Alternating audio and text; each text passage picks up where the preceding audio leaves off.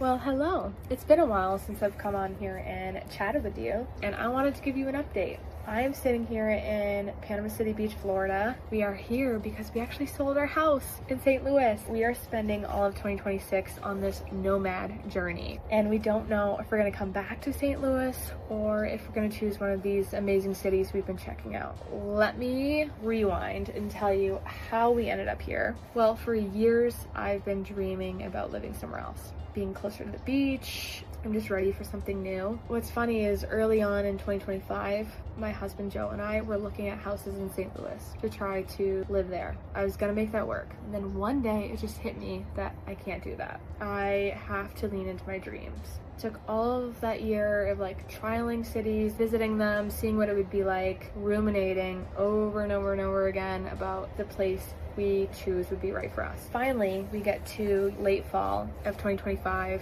We are like, you know what? I think we have to just sell. And I think we have to do this nomad thing to see how it goes for a minute. And both of us are planners, so this is totally scary, out of our comfort zone, but we're gonna do it. So we sold our house on January 9th, and that morning at 5 a.m. with a packed car and the rest of our stuff in storage, we headed down to our condo. And we're gonna be here for a couple months, and then we're gonna spend a few months in different cities across the US to really see how it goes. So I'm really excited, but it's also terrifying. And why I'm sharing this with you is not just because of the update, but also because if there's a dream you have or a thing that you really want to do, you can't wait for the decision to feel good in your body. In fact, you may think the easiest decisions are the right ones, but what I have found, it's actually the harder decisions that are the ones that are more meaningful in the direction you're headed. I vote always go after your dreams, don't settle. There's nothing quite like taking action to figure out if